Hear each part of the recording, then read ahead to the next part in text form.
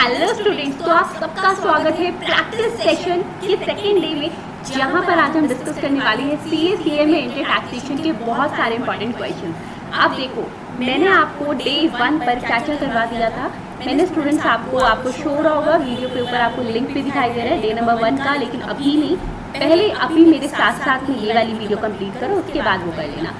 उसमें स्टूडेंट्स वैसे मैंने आपको चैप्टर नंबर 1 के क्वेश्चन नंबर 1 to 12 कंप्लीट करवा दिए। ठीक है, हमारा टारगेट है एटलीस्ट 400 क्वेश्चन जो है हमने यूट्यूब और फेसबुक पे कवर करना है हमारे प्रैक्टिस बैच में। ठीक है, तो आज मैं आपको करवाऊंगी क्वेश्चन नंबर 13 से।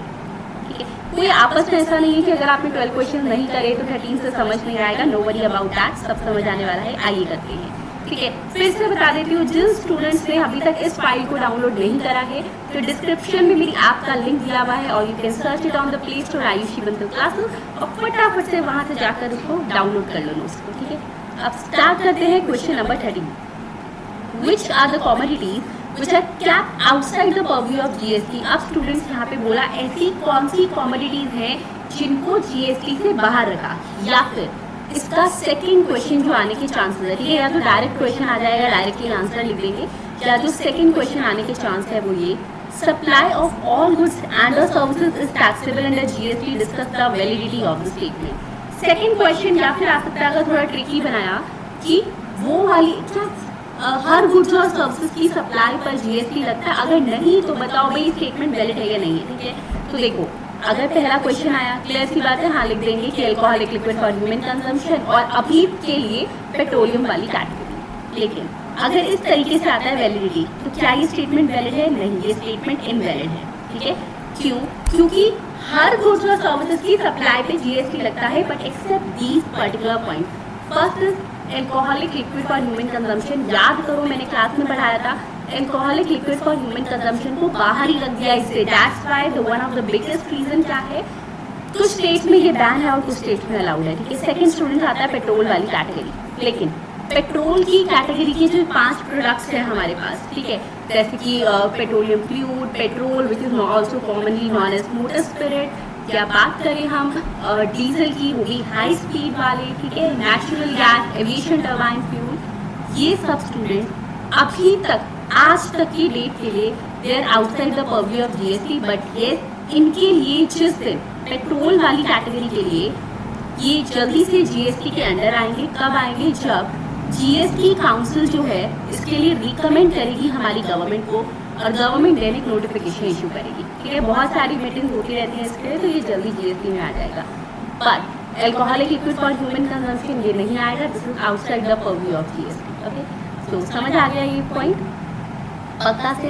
चलो ग्रेट। उसके बाद स्टूडेंट, अच्छा हाँ मैं दोबारा बता दूं, क्लास में भी बताया था, डीजल वाली जो बात है स्टूडेंट, हाई स्पीड डीजल जो है वो GST से बाहर है, बट लाइट स्पीड डीजल जो होता है, लाइट स्पीड किस लिए यूज होता है? मशीनरी को क्लीन करने के लिए, वो ऊपर GST लगता है। तो खाली डीजल नहीं लिखेंगे, हाई स्पीड, लाइट स्पीड, अलग अलग डीजल होते हैं। Next question, briefly explain the leviability of GST or otherwise in petroleum crude, diesel, petrol, aviation turbine fuel and natural gas। अब यहाँ स्टूडेंट्स पूछा गया आपसे क्वेश्चन वही वाला है, क्वेश्चन का तरीका देखो, आपको एक्सप्लेन करना है कि GST, ठीक है, और अदरवाइज मतलब या फिर अगर GST नहीं लग रहा तो भाई अगर कोई और टैक्स लग रहा है तो उसको भी एक्सप्लेन कर दो। ठीक है, ऑन किस पर? पेट्रोलियम फ्यूल पर। ये ऊपर देखो मेरे, petroleum fuel, diesel, petrol, aviation turbine fuel and natural gas. ठीक है, एविएशन टरबाइन फ्यूल क्या होता है? जो फ्लाइट्स में डलता है।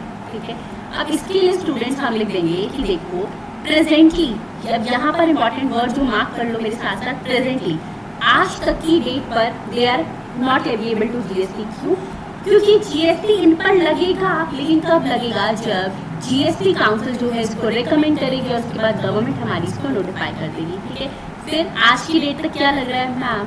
13 क्वेश्चन में तो आप बता लीजिए आज की डेट, वहाँ पर अदरवाइज नहीं है, यहाँ पूछा गया है एक्सप्लेन द लेविएबिलिटी ऑफ GST और otherwise, this is the important word here. Okay, this one, the otherwise. तो स्टूडेंट्स यहाँ पर पूछा गया है भाई अगर ये नहीं लग रहा तो क्या लग रहा है बता दो। ओके, सो बात करें क्या लगता है। देखो स्टूडेंट, जब पेट्रोलियम वाली कैटेगरी मैन्युफैक्चर होती है तो इसमें ना एक्चुअली प्री IBT डिजाइन चल रहा है, यानी इसकी मैन्युफैक्चरिंग पर जब इसको मैन्युफैक्चर किया गया तो इस पर लगती है excise duty. Now the next question, excise duty are of two types ना, तो सेंट्रल वाली लगती है या स्टेट वाली? तो स्टूडेंट सेंट्रल वाली लगती है। कौन सी लगती है? Central excise duty. प्लस जब ये सप्लाई होता है, सेल होता है, तो वैट या सीएसटी। अब मैम ये से अगर इंट्रा स्टेट सप्लाई है, mostly it is an intra state supply, क्योंकि क्या होता है, सप्लायर पेट्रोल पंप उसी लोकेशन पर है, हम जाकर वहाँ पे रिफिल करवाते हैं, ठीक है ना। तो बेसिकली इट्स इंट्रा स्टेट, तो वैट लगेगा। बट अगर कहीं इंट्रा स्टेट है तो क्या लगेगा? सीएसटी लगेगा। क्लियर? समझ आ गई इसकी लेविबिलिटी?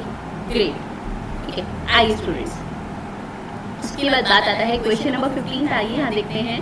सो ITC limited is a company manufacturing cigarette. ITC limited एक कंपनी है जो कि सिगरेट बना रही है और वो अपने डिस्ट्रीब्यूटर्स रेट को इसको डिस्ट्रीब्यूट करती है। कितने के लिए? 2 लाख रुपए के लिए, जिस पर ये एक्साइज और जीएसटी दोनों चार्ज कर रहे हैं। वो क्या चार्ज कर रहे हैं? दोबारा से सुनो मेरी बात। तो एक्साइज भी चार्ज कर रहे हैं और जीएसटी भी चार्ज कर रहे हैं। जेड ने कहा रिटेलर को कि देखो, mister Z further supply to the retailer mister R for rupees 2,20,000 charging GST. वो आगे सप्लाई करा 2,20,000 का जी, उसने उसको सप्लाई करा, जीएसटी भी चार्ज कर दिया। एक्सप्लेन करो क्या इसकी ट्रीटमेंट जो है आईटीसी लिमिटेड की और डिस्ट्रीब्यूटेड जेड की सही है या नहीं। अब आपके माइंड में पता है क्या आ रहा होगा? ये क्या तरीका है? एक बात बताओ, एक जगह तो कह रहे हो आईटीसी लिमिटेड कह रहा है मैं एक्साइज भी लगा रहा हूँ और मैं जीएसटी भी लगा रहा हूँ, क्या दोनों लगते हैं क्या? आइए देखते हैं। बहुत इंपॉर्टेंट क्वेश्चन है, वेरी इंपॉर्टेंट, मार्क कर लेना। और फिर जो रिटेलर है वो आगे क्या कह रहा है? जब होलसेलर ने रिटेलर को दिया मैं सिर्फ जीएसटी चार्ज करूंगा, क्या है ये सब देखो। हम आपने सिगरेट के बारे में तो पढ़ाया ही नहीं था। ओके स्टूडेंट, तो सिगरेट में क्या रहता है student? It is also a kind of the tobacco. तो स्टूडेंट्स यहाँ पर अगर उसने सिगरेट दिया है क्वेश्चन में, तो भी समझने की कोशिश करो भाई वो टोबैको ही तो है। अब टोबैको के केस पे मैंने आपको क्या बताया था स्टूडेंट कि जब टोबैको मैन्युफैक्चर होता है, जब वो मैंने बताया था आपको कि टोबैको एक ऐसा प्रोडक्ट है। अब तो जो ड्रग्स हैं वो भी ऐसी प्रोडक्ट में आते हैं। हमने बात की थी opium, helium and narcotic drugs, ठीक है। Opium, hemp and the narcotic drugs, correction कर ली, opium, hemp and the narcotic drugs, ठीक है। तो टोबैको के केस में भी क्या है, जब वो मैन्युफैक्चर होता है, इन्होंने कैसे करना, प्राइस हाइक करो, लोगों कम ले इसको, तो उस पर सेंट्रल एक्साइज ड्यूटी लगती है, ठीक है। और जब ये सेल होता है हम नहीं, इसको उन्होंने बहुत हाइक पे लेके जाना था तो इस पर जीएसटी लगता है, ठीक है। तो ये कुछ ऐसे प्रोडक्ट्स हैं जैसे कि टोबैको हो गया, अब सिगरेट जो होती है वो टोबैको ही है, या फिर अगर हम बात करें ड्रग्स की तो इनके केसेस स्टूडेंट्स बोला गया है क्योंकि ये इतने हार्मफुल है तो इनका प्राइस हाइक करने के लिए एक्साइज ड्यूटी और जीएसटी दोनों लगा दो, ठीक है। अब आईटीसी लिमिटेड ने क्या किया, उसने मैन्युफैक्चरिंग करी, प्रोडक्ट को बनाया है, ये बन रहा है, ठीक है। तो जब वो सप्लाई होगा उसमें सेंट्रल एक्साइज ड्यूटी मतलब मैन्युफैक्चरिंग के टाइम पर और जीएसटी चार्ज होगा, is it correct. ITC limited ने इसको फर्दर मिस्टर आर को दे दिया। आर जब सप्लाई कर रहा है ना दोस्तों, तो वो उस केस में सिर्फ और सिर्फ सप्लाई कर रहा है, बनाता तो एक्साइज लगती ना, बना ही नहीं रहा, सिर्फ सप्लाई कर रहा है, सो इन दैट केस जीएसटी लगेगा खाली, ठीक है। सो हाँ, इस पर्सन ने बिल्कुल सही करा, इसमें कुछ भी गलती नहीं करी, ठीक है। तो देखिए यहाँ पर एक बार, tobacco is subject to GST as well as central excise duty as it is within the purview of GST, क्योंकि जीएसटी में है ये। ध्यान से, सिर्फ एक्साइज ड्यूटी आप कहीं नहीं लिख सकते क्योंकि फिर वो गलत हो जाएगा, आपको मेंशन करना पड़ेगा सेंट्रल या स्टेट, तो इस पर भी सेंट्रल एक्साइज ड्यूटी है, ठीक है। अब ट्रीटमेंट जो है आईटीसी लिमिटेड का सप्लाई के टाइम पर कि उसने GST plus central excise duty charge हुई है, वो बिल्कुल सही है। फर्दर सप्लाई जब जेड ने रिटेलर आर को करा तो सप्लाई जो है वो सिर्फ जीएसटी का होगा, सेंट्रल एक्साइज ड्यूटी का नहीं। क्यों? क्योंकि इन दैट केस वहाँ पे कोई मैन्युफैक्चरिंग ही नहीं है। क्लियर? आई होप ये क्वेश्चन क्लियर है। अच्छा स्टूडेंट्स, अगर क्वेश्चन अब 2 क्वेश्चन हो चुके हैं, ठीक है, 2-3 क्वेश्चन इनफैक्ट हमारे हो चुके हैं। अगर अच्छा लग रहा है वीडियो तो प्लीज फटाफट से लाइक कर दो and yes please do not forget to subscribe my channel, क्योंकि मैं आपको पूरा का पूरा प्रैक्टिस बैच यहाँ पर कवर करवाने वाली हूँ, ठीक है। और साथ ही साथ हम अकाउंट्स, ऑडिट, अभी बहुत सारे सब्जेक्ट्स और करेंगे, ओके। तो फटाफट से स्टूडेंट्स क्या करना है, सब्सक्राइब कर लो जल्दी से चैनल को, ओके, और कमेंट करके बताओ कि वीडियो कैसी लग रही है। Question number 16, explain the concept of dual GST. गलत चीज, single nation single tax, one nation one tax आपने पढ़ाया था, रुक जाओ। वन नेशन वन टैक्स यानी सिर्फ जीएसटी लगेगा। It is kind of a form of GST, singular और ड्यूअल, मतलब सिंगल जीएसटी होता है जहाँ पर सिर्फ कोई एक जो है पावर, यानी मान लो सेंट्रल गवर्नमेंट है, बस वही जीएसटी चार्ज करेगी। लेकिन हमारे देश में क्या होता है, क्योंकि स्टूडेंट्स हमारा फेडरल स्ट्रक्चर है, फेडरल स्ट्रक्चर है कि सेंट्रल गवर्नमेंट स्टेट गवर्नमेंट है, इंडिया ने वही अडॉप्ट किया और ये कहा कि यहाँ पर जो जीएसटी चार्ज करेगा वो सेंट्रल गवर्नमेंट भी करेगी और स्टेट गवर्नमेंट भी करेगी, ठीक है, दोनों के पास रेवेन्यू जाता है। तो दैट्स वाई स्टूडेंट्स ये डुअल जीएसटी है। समझ आया? ये सीए फाइनल तक में भी क्वेश्चन आ चुका है कि डुअल जीएसटी क्या है, इंडिया ने डुअल जीएसटी फॉलो करा या सिंगल जीएसटी। तो प्लीज इस क्वेश्चन को बहुत अच्छे से करें। आइए, India has adopted a dual GST model. ये एमसीक्यू में से कितना भी पूछ सकते हैं कौन सा मॉडल लिया, क्यों? इन view of the federal structure of the country, consequently जो सेंटर और स्टेट्स हैं वो साइमल्टेनियसली साथ में जीएसटी लगाते हैं, ठीक है। तो टैक्स जो है वो सेंटर और स्टेट साथ में लगा रहे हैं, दैट्स व्हाई यहाँ पर क्या है, this is the dual GST model, ठीक है। अब क्या है student, now the centre has also power to tax intra state sales and states are also empowered to tax services. अब ये क्या है, पहले क्या होता था स्टूडेंट, अभी सिर्फ उन्होंने चेंज यहाँ पे मैंने आपको मेंशन कर दिया है। पहले क्या हो रहा था, जब इंट्रा स्टेट सेल होती थी तो वहाँ वैट लगता था। अब क्योंकि वैट लगता था तो ये सिर्फ स्टेट गवर्नमेंट लगाती थी, ठीक है। लेकिन अब क्या है, उस पर भी जीएसटी लगता है, सीजीएसटी प्लस एसजीएसटी या यूटीजीएसटी आगे केस होगी। तो इन दैट केस वो तो गवर्नमेंट जो है वहाँ पर टैक्स लगा रही है। तो एक हमने इसको ये चेंज बता दिया। सेकेंड, पहले सर्विसेज पे जो है सर्विस टैक्स जो लगता था वो सिर्फ सेंट्रल गवर्नमेंट के पास रेवेन्यू कलेक्शन होती थी। लेकिन अब जो है वो सर्विस टैक्स पे जब सर्विसेज सप्लाई होती है in the case of intra state sales, वो भी दोनों स्टेट्स करा रही है, ठीक है। तो states are also empowered to tax the services now. GST पूरे इंडिया पे लगता है including the state of J and K, yes we know that, okay. Next question, question number 17, write a short note on the GST council.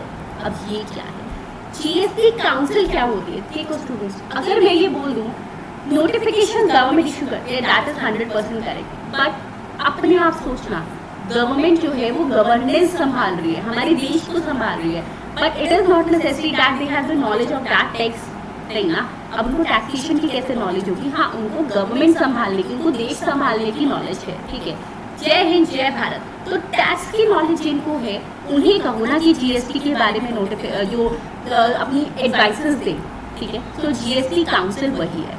हुआ क्या था student, जब ये बात हुई कि भाई जीएसटी को लेकर आया जाए इंडिया में, ठीक है, अब चाहिए थी एक्सपर्ट्स की सलाह। अब एक्सपर्ट्स की सलाह कैसे लें? तो इसीलिए स्टूडेंट उस टाइम पर हमारे इंडियन कॉन्स्टिट्यूशन, भारत के संविधान में एक नया आर्टिकल आया था, article number 279A। Article number 279A ने क्या किया, पावर दे दी हमारे इंडिया के प्रेसिडेंट को, रिस्पेक्टेड प्रेसिडेंट को, कि आप एक काम करो, आप एक जीएसटी काउंसिल का जो फॉर्मेशन करवा दो, ठीक है। तो कौन से आर्टिकल के थ्रू आया? Article 279A। और वो जॉइंट फॉरम होना चाहिए, यानी उसमें सेंटर और स्टेट दोनों के मेंबर होने चाहिए।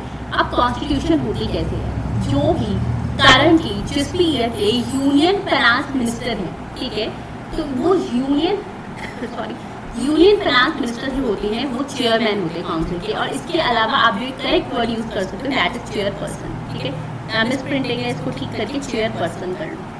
इससे क्या फर्क पड़ गया? Chairman means opposition for a male person, chairperson means opposition for a male, either for a male और अ फीमेल, ठीक है। अच्छा, और इस टाइम कौन है, जल्दी से बताओ, who is the current finance minister of the India? Yes, respected Mrs Nirmala Sitharaman ji, ठीक है ना। So yes, she is the chairperson of the council. फिर उसके बाद चेयरपर्सन की बात होगी, फिर बात आती है स्टूडेंट जो मिनिस्टर्स है इन चार्ज ऑफ फाइनेंस या टैक्सेशन, या फिर और कोई मिनिस्टर जिनको स्टेट्स ने या यूनियन टेरिटरीज ने नॉमिनेट किया, तो वो भी इसके मेंबर बन जाते हैं। अब देखो कैसे, एक तो हो गए मिनिस्टर्स, ठीक है, जो इंचार्ज है फाइनेंस डिपार्टमेंट के या फिर टैक्सेशन डिपार्टमेंट के, ठीक है, या फिर ऐसे मिनिस्टर्स जिनको नॉमिनेट कर दिया स्टेट गवर्नमेंट अपनी स्टेट्स में, ठीक है, या फिर यूनियन टेरिटरीज में। बट कौन सी वाली यूनियन टेरिटरीज जिनको स्टेट का दर्जा हम मान लेते हैं, यानी कि UTs having their own legislature, ठीक है। तो ये सब मिलके क्या है, ये these are the members of the council. मेरी बात समझे स्टूडेंट, बहुत ज़्यादा इंपॉर्टेंट है कि आपको पता हो कि मेंबर्स में यूटीज जो सेलेक्ट करती हैं that are the UTs with their legislature having their own legislature, ठीक है। फिर स्टूडेंट जो हमारे यूनियन मिनिस्टर हैं of state in charge of revenue और फाइनेंस वो भी इस काउंसिल के मेंबर रहते हैं, यानी जो स्टेट का रेवेन्यू संभाल रहे हैं वो भी इस काउंसिल के मेंबर रहेंगे। अब मैम इसका काम क्या है? मैं कहूँगी A to Z सारा काम इसी का ही काउंसिल का। क्यों? क्योंकि विदाउट देयर रिकमेंडेशन एक पत्ता नहीं हिलता। मतलब इनका काम है रिकमेंडेशंस देना। This is the key word here and never ever said you कि आप बच्चे काम करना कि कॉपी पेस्ट करते जाना नहीं, लेकिन हमें की वर्ड जरूर लिखने होते हैं। So this is the key word, okay. Just please mention it right now that this is the key word here, recommendations, ठीक है। कि वो लोग क्या करते हैं, वो रिकमेंडेशंस देते हैं, ओके।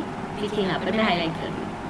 अच्छा मैम रिकमेंडेशन किसको देंगे? तो यूनियन को, यानी कि सेंट्रल गवर्नमेंट को और स्टेट गवर्नमेंट को। कैसे कैसे इश्यूज पे? हर इशू पे, जैसे टैक्स रेट क्या होना चाहिए, किस प्रोडक्ट को एग्जाम्प्ट कर दो कि इस पर टैक्स लगेगा ही नहीं, थ्रेशोल्ड लिमिट क्या होनी चाहिए कि इतने तक की टर्नओवर है तो पर्सन कंपोजिशन स्कीम में आ सकता है, या उसको रजिस्ट्रेशन की जरूरत नहीं है, या अगर कोई डिस्प्यूट हो गया आपस में तो उसको रिजॉल्व कैसे करना है, एक्सेट्रा एक्सेट्रा एक्सेट्रा एक्सेट्रा, यानी कि हर चीज का वो यहाँ पर रिकमेंडेशन देगा, ठीक है। उसके बाद फिर बात आती है जीएसटी काउंसिल स्टूडेंट्स, उन्होंने और क्या क्या डिसाइड करा है। इसका मतलब इन सब के बारे में, चाहे थ्रेशोल्ड एग्जाम्पशन हो, कंपोजिशन थ्रेशोल्ड हो, या फिर जीएसटी के रेट्स हो, एग्जाम्पशन किनको देनी है, जीएसटी के लिए क्या क्या लॉ रूल्स होने चाहिए, सब कुछ जो है उन्होंने डिसाइड किया, नोटिफाई नहीं किया, डिसाइड करके वो गवर्नमेंट को जो है रिकमेंडेशन देते हैं, गवर्नमेंट उसको नोटिफाई करती है, okay. Next student question number 18, list the special category states as prescribed in Article 279A of the Constitution of India। अब मेरी बात ना बहुत ज़्यादा ध्यान से सुन लेना। क्या स्टूडेंट, हमारे पास इंडियन कॉन्स्टिट्यूशन में, भारत के संविधान में ऐसी कुछ स्टेट्स बताई हैं जिनको हम स्पेशल कैटेगरी स्टेट्स बोलते हैं, ठीक है। अब यहाँ पे ना आप लोग बहुत गलती करते हो टेस्ट में, मैं बहुत बार बताती हूँ आपको। क्या स्टूडेंट, जीएसटी के अकॉर्डिंग, जैसे कि अगर बात करूँ मैं कंपोजिशन स्कीम, ठीक है, उसके अकॉर्डिंग अलग को स्पेशल कैटेगरी बोला, 11 में से 8 ले ली, ठीक है। लेकिन यहाँ पर they are asking about the question कि आपको ये बताना है इंडियन कॉन्स्टिट्यूशन के हिसाब से कितनी स्टेट्स जो है वो स्पेशल कैटेगरी स्टेट्स हैं। तो कितनी है, क्या बोला था मैंने आपको? 11 स्टेट्स। कितनी है? 11 स्टेट्स। रिपीट, 11 स्टेट्स, ठीक है। तो ये बात करें, सबसे पहले तो हमने मेमोरी टेक्निक से याद किया था, उसी को याद करो। USA M3NT कितनी हुई है, एक बार जरा काउंट करें। 1 2 3 4 5 6 7 8 8, यानी कौन सी वाली हो गई? कंपोजिशन वाली। अब उसके बाद 3 और हैं, JAH, ठीक है। तो मेरे साथ मेमोरी टेक्निक याद करो, फिर आपको ये भी करवाती हूँ। USA M3NT JAH, USA M3NT JAH, ठीक है। अब नाम इसका क्या मतलब है? सो U for Uttarakhand, U for Uttarakhand, S for क्या पढ़ा था हमने? जल्दी बताओ। सिक्किम। चलो करो फिर, ढूंढो जल्दी से लिखिए स्टूडेंट्स। तो USA M3NT फटाफट से यहाँ पे लिख देते हैं, ठीक है, ठीक है। तो लिखो स्टूडेंट्स यहाँ पे सिक्किम, यहाँ सिक्किम ही लिखा हुआ, 1 मिनट सिक्किम लिख लीजिए, ओके।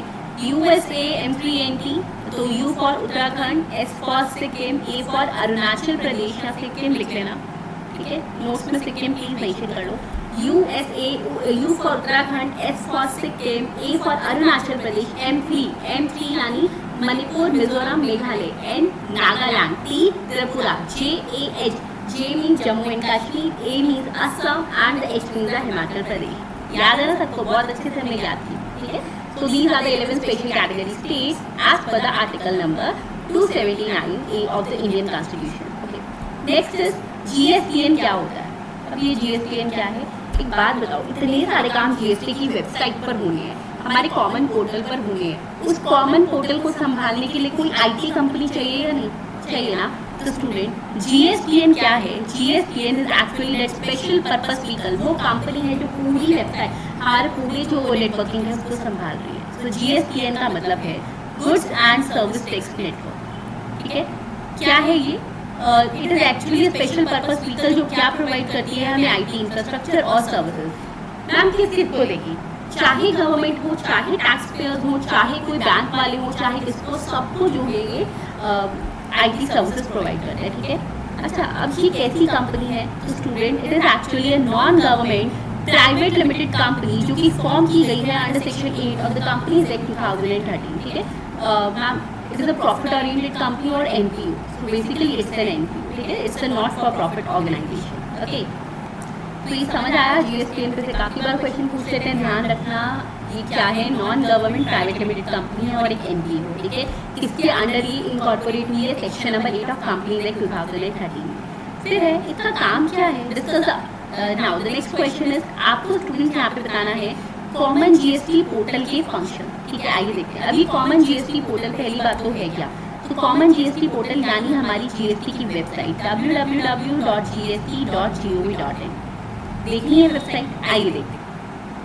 सो देखो स्टूडेंट्स, मैंने यहाँ पर ओपन कर ली है जीएसटी की वेबसाइट, दैट इज www.gst.gov.in। तो ये है हमारा कॉमन पोर्टल, सारे काम गवर्नमेंट को करने हैं, मुझे करना है, आपको करना है, काम बैंक को करना है, किसी को करना है, सबको इसी पोर्टल पर करना होता है काम, ठीक है। सो कौन सा कॉमन पोर्टल है, ये जो अभी हमें दिख रहा है, that is www.gst.gov.in। Yes, you can also search for it, आपको इस तरीके से स्क्रीन शो होगी, ठीक है।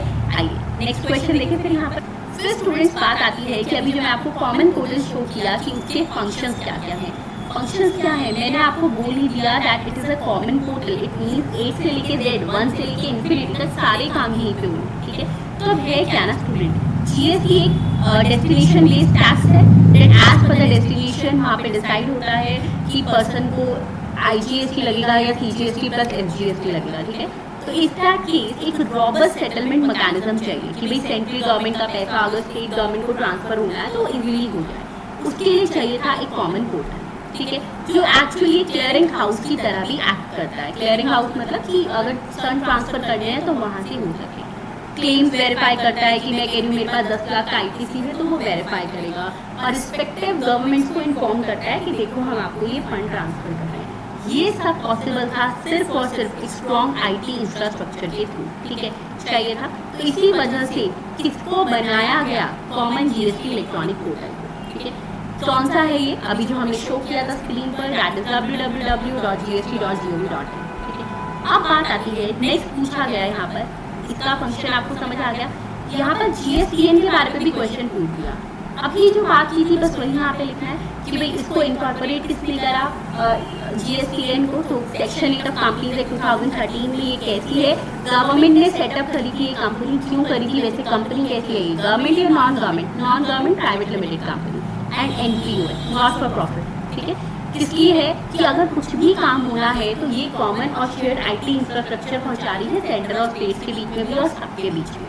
फिर इसके फंक्शंस क्या है, क्वेश्चन आया ना, सबसे पहले स्कूल में एडमिशन लेते हैं तो इसी तरीके से ये हेल्प करता है, फैसिलिटेट करता है कि इसी के थ्रू पॉसिबल है कि रजिस्ट्रेशन कोई पर्सन करवा सकता है। फिर स्टूडेंट्स हमने बात करी थी कि जीएसटी रिटर्न फाइल करनी होती है तो रिटर्न जो है सेंट्रल और स्टेट अथॉरिटी तक फॉरवर्ड की जाती है। आईजीएसटी का कंप्यूटेशन सेटलमेंट हो रहा है, टैक्स पेमेंट जो है मैंने कह दिया मैंने 5 लाख रुपए का जीएसटी पे करा, बैंक से तो कंफर्म करना पड़ेगा, तो वो बैंक के नेटवर्क के साथ उसको मैच करता है। बहुत सारी MIS रिपोर्ट्स, MIS का मतलब होता है MIS, that means management information system, ठीक है, कि जिसके थ्रू कोई डिसीजन लिया जा सके, वो ऐसी जो हमारे टैक्स पेयर्स हैं उनकी MIS रिपोर्ट को सेंट्रल और स्टेट गवर्नमेंट्स को प्रोवाइड करता है कि टैक्स पेयर के बारे में आपको पता चल सके। टैक्स पेयर की प्रोफाइल को एनालिसिस करता है कि कितनी बार डिफॉल्ट कर रहा है, क्या कर रहा है, ठीक है।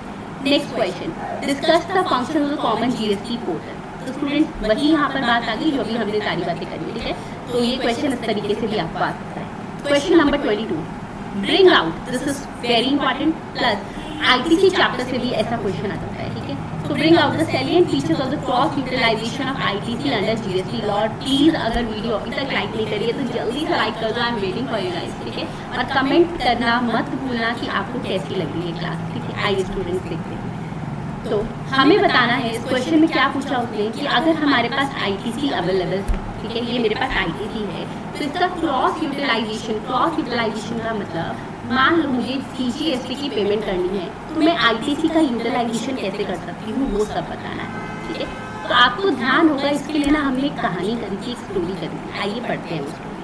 तो स्टूडेंट्स उस स्टोरी में हमने बात करी थी that I am considering this IGST, CGST, SGST, UTGST as some person. आइए बात करते हैं। तो हमने बात की थी let's say IGST is father, ठीक है, CGST is daughter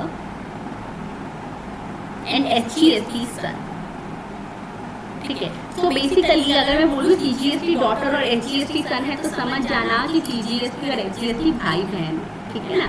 आइए अब स्टूडेंट्स कहते हैं, देखो क्या है, सबसे पहले अगर फादर के पास ITC है, बैलेंस है, तो उन्होंने कहा कि देखो सबसे पहले तो अपनी हेल्प करनी पड़ेगी ना, यानी अपनी कोई पेमेंट बाकी है तो वो करनी पड़ेगी, तभी we will be able to help others.